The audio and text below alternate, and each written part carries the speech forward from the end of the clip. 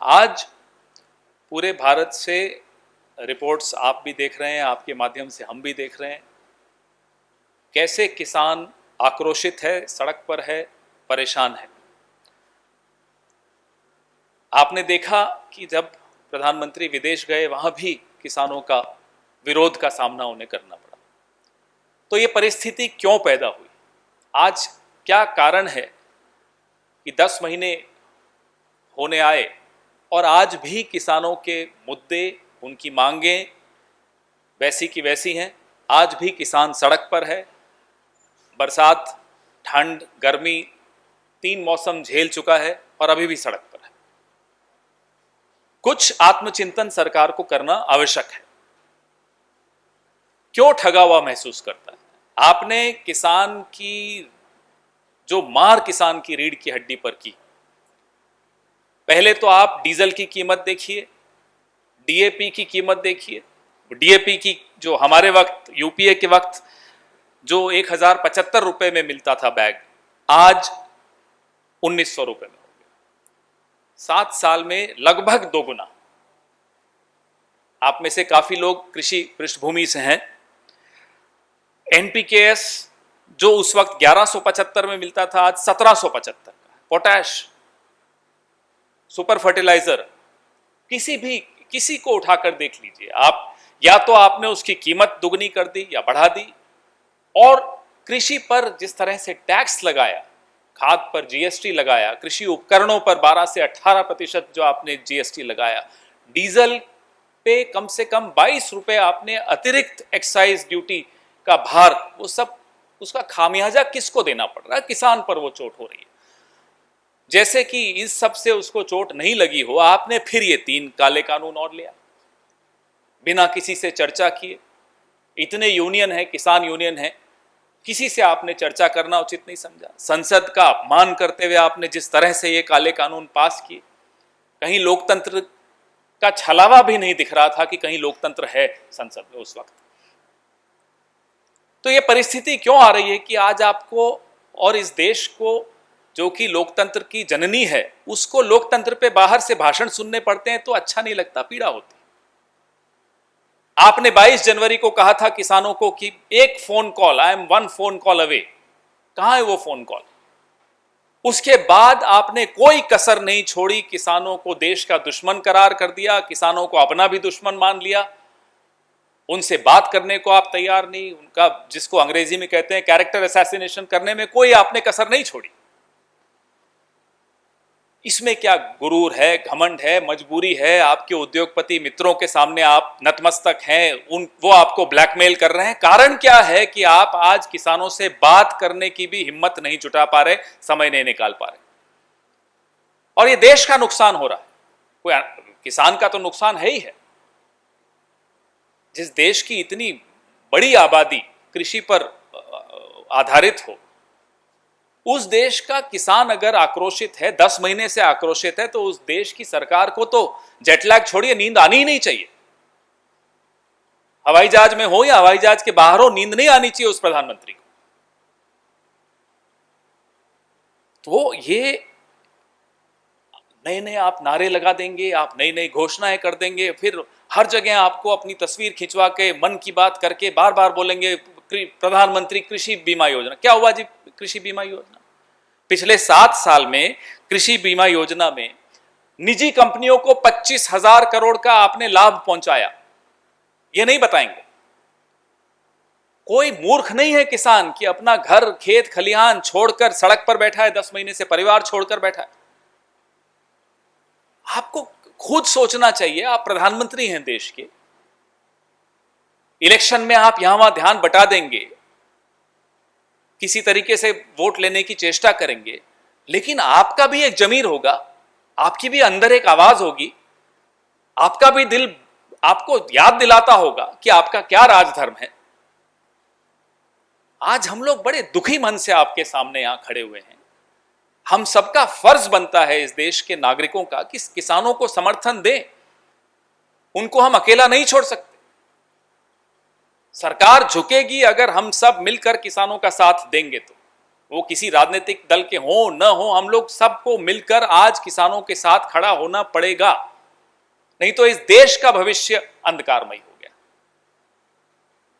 Today as we speak, we have been getting reports, watching reports through your channels and websites, the kind of angst, helplessness which the farmers are facing. And based on that, they called for a Bharat Bandh today, which we wholeheartedly support. What is the reason? Why have we come to this situation where over the last 10 months we find farmers on the roads? They have been braving all odds, state-sponsored odds, non-state odds, weather, everything. They have faced rainfall, winter, summer, the kind of character assassination that came their way. They faced everything, they braved everything, yet they are on the roads. Why? They are not fools.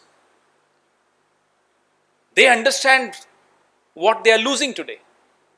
They understand over the last 7 years what all have they lost. You see the rates of DAP, potash, NPKs, super fertilizer, diesel, all the inputs in agriculture, power.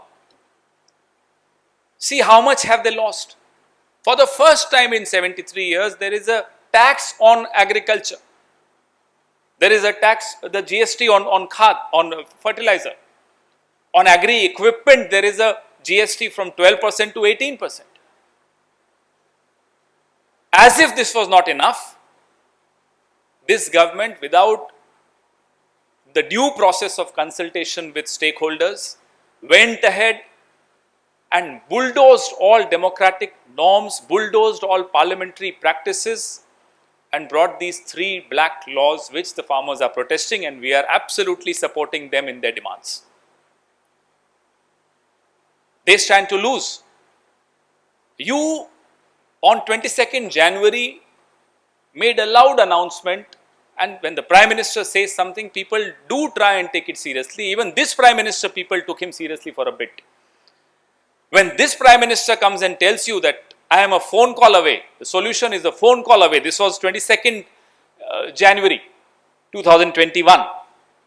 The farmers are waiting for that phone call. Instead of the phone call, what has the Prime Minister done? What has his pet media done? What has his government done? What has his party done? Online, offline, on the roads. They have tried to delegitimize the farmers of this country. They have tried to portray them as enemies of the country. Instead of engaging with them, instead of telling them, yes, we have gone wrong, we will correct what we have done, we will undo what we have done. This is what the government is doing, and that's why the farmers are angry, that's why the farmers are agitated, that's why the farmers are on the roads today. And we, each one of us, irrespective of our political affiliations, irrespective of our occupations, we need to support, we need to come to the support of the farmers. Only then will this government perhaps heed. I mean, it's a pity that a country which is a civilization, and a civilization which is the mother of all democracies, is being given a lecture on democracy when we travel abroad. It's shameful for all of us. Farmers are exercising their democratic right to protest, and it's our duty to support them in this democratic right. This country has seen many prime ministers, there will be many more after him. But you cannot be arrogant when you are a prime minister. You have to listen to your country. And when 60% of your country speaks, please listen to them. You have a strange confidence and a strange belief in your diversionary tactics. You are very confident that come elections and you will be able to distract the attention of the country again from the basic, fundamental, critical issues that the farmers face today. I am sorry, this won't happen again. We are here again amidst you to extend our wholehearted support to the legitimate demands of the farmers, to the peaceful protests, to the democratic protests of the farmers of India today. Your questions, please.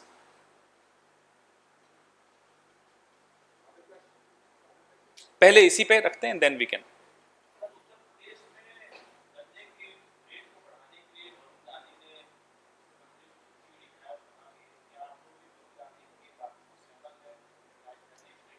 एक Bharatiya Janata party के सांसद भी जो पंजाब में हमारी सरकार ने किया उससे सहमत है।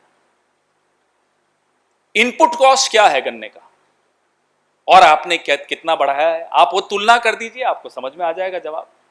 आज वो किसी भी पार्टी का कोई भी सांसद हो, कोई दबी जबान से बोलता है, कोई प्रखर होकर बोलता है, सबको चिंता है, अपने अपनी कॉन्स्टिट्यूएंसी में उनको जाना है, किसानों के सामने फिर जाना है, फिर उनसे वोट भी मांगना होगा उन लोगों को। आप बताइए किस मुंह से आप किसानों की आंख में आंख डाल के उनसे कुछ मांग सकते हैं आज की तारीख। तो जिनको चिंता है वो कुछ दबी जबान में बोल रहे हैं, कुछ प्रखर जबान में बोल रहे हैं।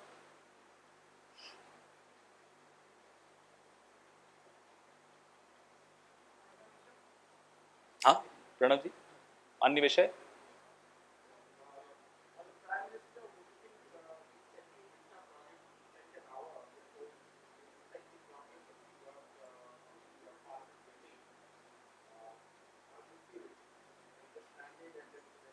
I don't know if the Prime Minister was seen visiting a hospital under construction, an oxygen plant under construction. I mean, can you believe this? 3 months ago, each one of us was losing a loved one. We were trying to save our loved ones.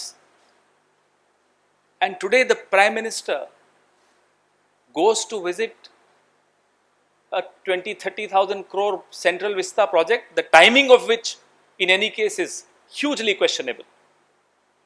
The country is yet to recover from the pain, the grief, the sorrow that we went through. We would have supported him if he was visiting some hospital site. I'm sorry, we can't support a gesture as thoughtless, as insensitive as this.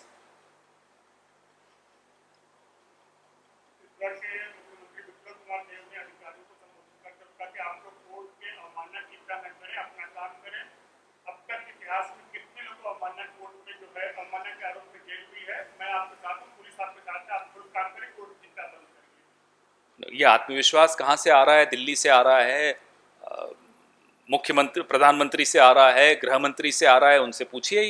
ये मानसिकता या नागपुर से की मानसिकता है? ये आत्मविश्वास कहाँ से आता है कि देश की न्यायिक व्यवस्था के खिलाफ इस तरह की टिप्पणी करना, और वो भी ऐसे व्यक्ति द्वारा जिसने संविधान की शपथ ली हो, शर्मनाक है। सॉरी, आई थिंक आपको कुछ पूछना था, then I will come back to you.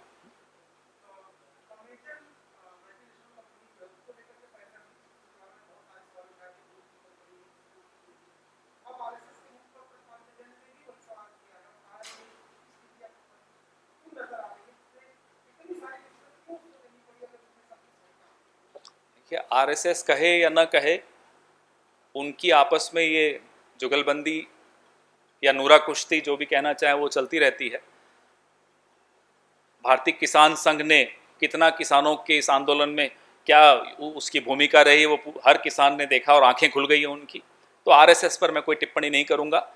लेकिन हाँ, अमेज़न का मुद्दा जो मेरे वरिष्ठ सहयोगी रणदीप सिंह सुरजेवाला जी ने भी उठाया था, रिश्वत का भी, ये तमाम मुद्दे ऐसे हैं, धीरे धीरे सबकी आंखें खुल रही हैं कि इस सरकार की असलियत क्या है।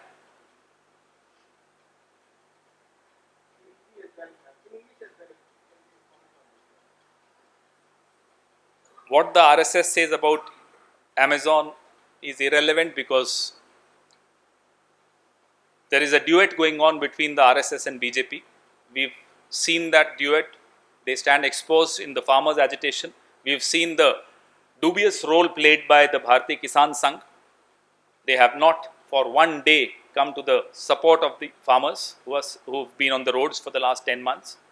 So nobody takes what RSS says seriously anymore, because they don't talk the language of in national interest. They talk in the interest of the BJP. Having said that, the issue of Amazon, as raised by my senior colleague Mr. Randeep Singh Surjewala last week, is a serious issue, and it merits everybody's attention. The kind of allegations on Amazon that have come to light are very serious in nature, and they cannot be ignored. Sir, Luizinho Faleiro जो हैं, पूर्व मुख्यमंत्री हैं, गोवा के Congress party के वरिष्ठ नेताओं में शामिल थे, आज इस्तीफा दे दिया बतौर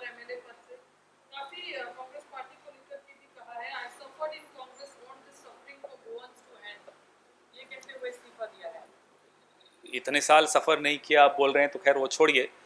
देखिए, जब विपक्ष में आप होते हैं तो विपक्ष की राजनीति जब आपको करनी होती है तब सब्र और संघर्ष का समन्वय होता है। आप में सब्र कम है या संघर्ष करने का मादा कम है तो आप अपना रास्ता तलाशते हैं, वो कोई भी हो। और जो संघर्ष और सब्र दोनों का सम्मिश्रण जिसकी पर्सनालिटी में होता है, जिसके चरित्र में होता है, वो विपक्ष की राजनीति सक्षम तरीके से कर सकता है। तो कई लोग आ रहे हैं, कई लोग जिनको जाना है वो जा रहे हैं, अपनी अपनी प्राथमिकताएं होती हैं। Thank you.